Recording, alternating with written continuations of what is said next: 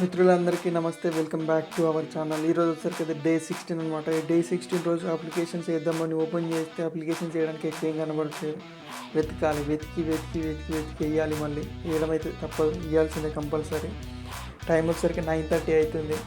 అంటే అప్లికేషన్స్ అప్పుడే చెక్ చేసినాం, అంటే ఆల్రెడీ చెక్ చేసినాను. చూస్తే ఎక్కువ ఏం కనిపించలేదు, అందుకే ఏం చేయాలని ఆలోచిస్తూ ఈ బీఎడ్ తీసేద్దామని అనుకుంటున్నాను. ఎక్కువైపోయింది అనిపిస్తుంది కొంచెం.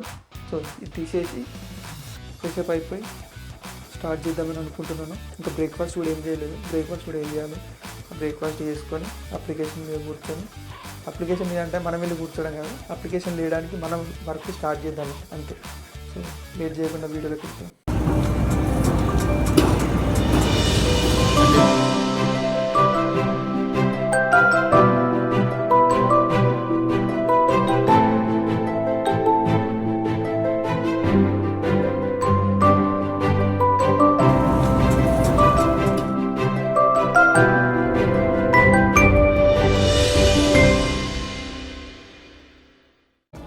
ఇది వచ్చేసరికి నేను ఇక్కడ పర్చేజ్ చేసినాను. దీనికి వచ్చేసరికి $20 పడింది అనమాట. ఫిలిప్స్ తీసుకున్నాను. ఫిలిప్స్ మంచి బ్రాండ్ కాబట్టి థిక్ ఉంటుంది కదా, అదే సౌండ్. ఇది వచ్చేసరికి దీంట్లో మనకి సైజ్ ఉంటుంది కదా, 1, 2, 3, 4, 5 అట్లా. సో అప్పుడు ఉన్నప్పుడు ఇది పెట్టుకొని అంటే చేసుకుంటాను. ఫైనల్గా అయితే అయిపోయింది. సో ఫ్రెష్ అప్ కావాలి. మీలో చాలామందికి అనిపిస్తుండొచ్చు, అరే ఇంతగానం రిజెక్షన్స్ వస్తున్నాయి కదా, అసలు అప్లికేషన్లు వేస్తున్నావు, అసలు ఏం యూజ్ ఉంది అని. అండ్ అప్లికేషన్స్ కూడా ఎట్లా వేస్తున్నావు, అసలు అన్ని రిజెక్షన్స్ వస్తుంటాయి అని చాలా వరకు ఉంటుంది కదా క్వశ్చన్. సో మీ అందరికీ నేనేం చెప్తా అంటే, చెప్పడం కాదు, మనము ఒక పని చేయాలంటే ఏదో ఒక మోటివేషన్ కావాలి, లేకపోతే ఎవరో ఒకరు తిట్టాలి, ఎవరో ఒకరు చెప్పాలి. నేనేంటంటే ఎవరు చెప్పినా నేను ఇన్న రకం కాదనమాట. కొంచెం కొన్నిసార్లు వింటాను, కొన్నిసార్లు అస్సలు వినను, మొండిగా పోతుంటాను అనమాట దేనికైనా సరే అని. అలాంటప్పుడు నేను ఆలోచించుకుంటున్నాను, అరే ఈరోజు అప్లికేషన్ వేయాలనిపిస్తలేదు, లేకపోతే బాగా అనిపిస్తలేదు, అప్లికేషన్ లేవు, ఏం చేద్దాం అని. కొందరికి కొన్ని ఫోన్ కాల్స్ మాట్లాడడం ఉంటుంది, కొందరు సాంగ్స్ వినడం, అవి చాలాసార్లు చెప్పినాను. బట్ నేనేం చేస్తాను అంటే, కొన్ని సాంగ్స్ ఉంటాయి, కొన్ని సాంగ్స్ ఉంటాయి, ఆ సాంగ్స్ విన్నప్పుడల్లా అరే మనం కూడా ఏదో ఒకటి చేయాలి, ట్రై చేద్దాం అనే మోటివేషన్ ఆటోమేటిక్గా వస్తుంటుంది అనమాట లోపల నుంచి. సో దాంట్లో ఒక సాంగ్ అయితే ఈరోజు మీకు వినిపిద్దాం అనుకుంటున్నాను. మీకు ఐ హోప్ మీకు కూడా నచ్చుతుందని అనుకుంటున్నాను. ఒకవేళ నచ్చితే మాత్రం కింద లైక్, షేర్ ఏదైనా పర్లేదు, ఏదో ఒకటి.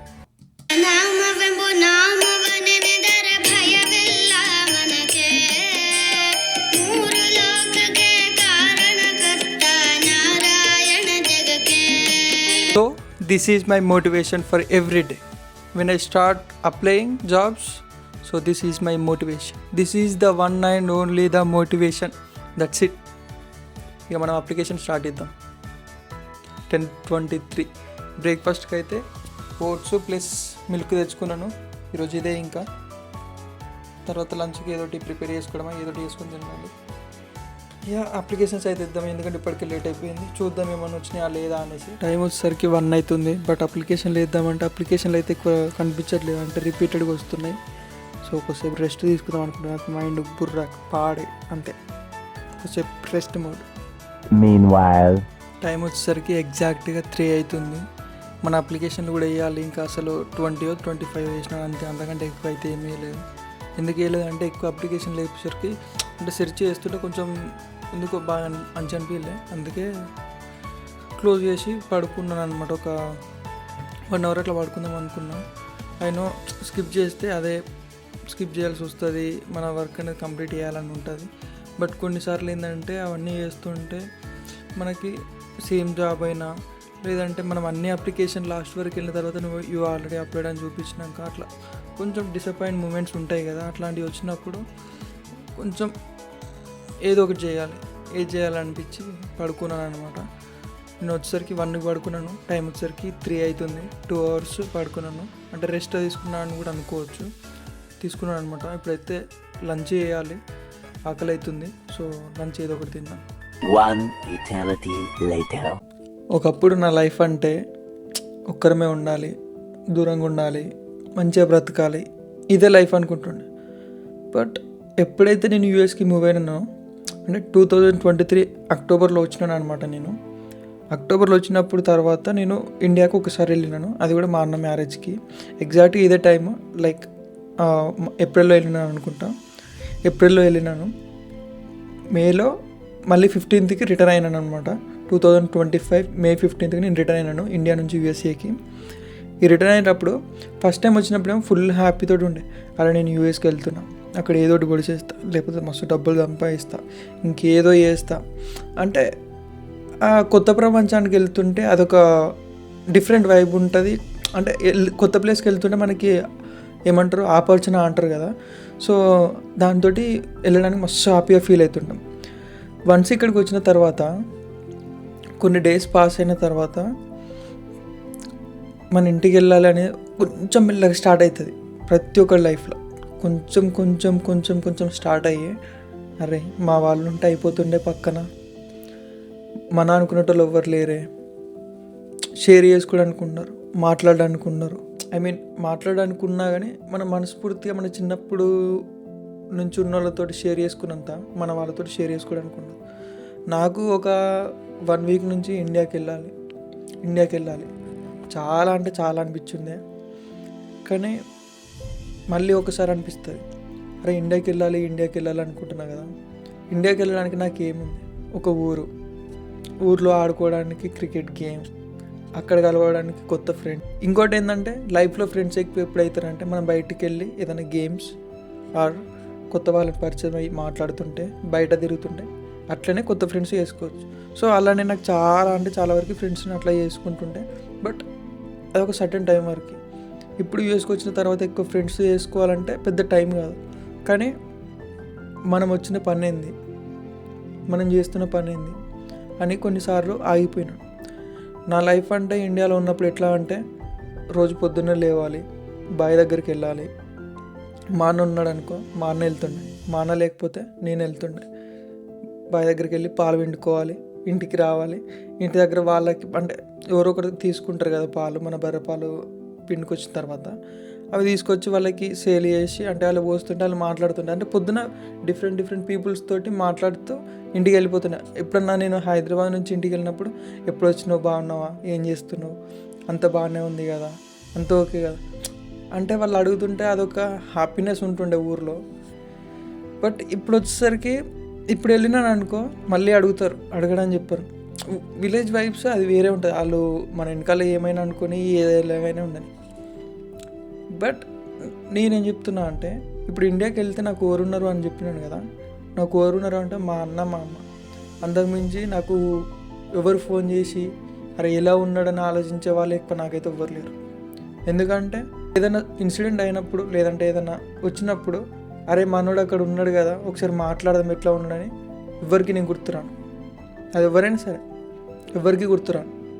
ఎందుకంటే అది అవసరాన్ని బట్టి మారే మనుషులతోటి నేను ఉన్నాను అనమాట ఇన్ని రోజులు. నాకు డైలీ ఫోన్ చేసి అరే ఎలా ఉన్నావు, తిన్నావా, ఏం చేస్తున్నావు, ఒక్కనే ఉన్నావు కదా, అరే అంత దూరంలో ఉన్నావు, ఏదేమైనా సరే మంచిగా ఉండు అని చెప్పే వాళ్ళు చాలా తక్కువ. నాకు హార్డ్లీ ఒక 5 to 6 ఉంటారేమో.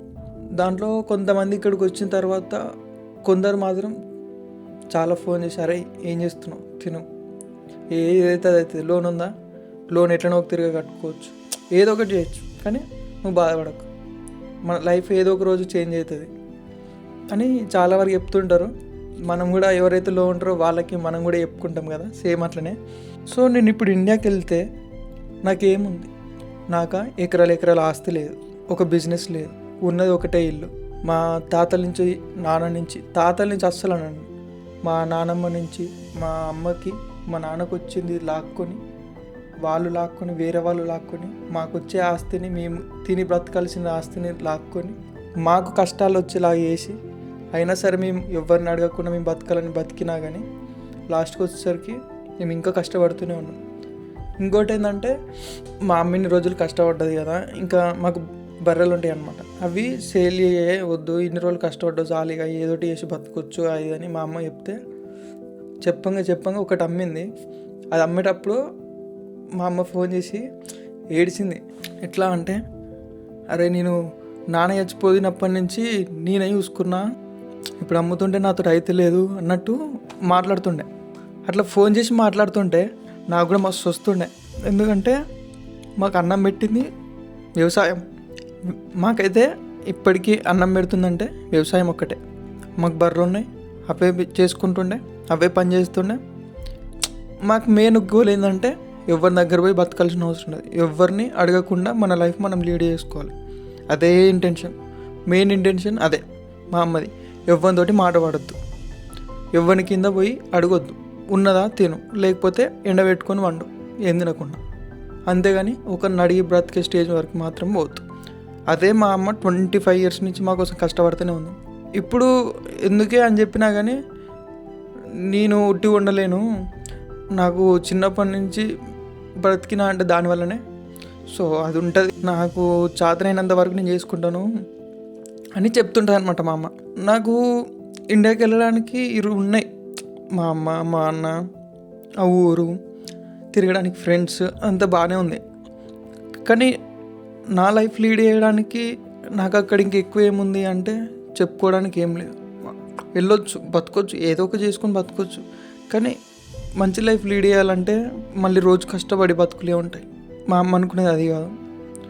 కానీ కొన్నిసార్లు ఈ జాబ్ అప్లికేషన్ చేస్తుంటే ఒక్కొక్క రిజెక్షన్ చూస్తుంటే అరే మనకు వస్తుందా, ఒక్కొక్కసారి ఫెయిల్ అవుతున్నామేమో అనే మైండ్ సెట్ వెళ్ళిపోతుంటుంది అనమాట. అంటే ఇది మన చేతిలో లేదు, మనం అప్లై చేస్తున్నాం, ఏదో ఒకటి వస్తుంది, ఏదో ఒక రోజు వస్తుంది.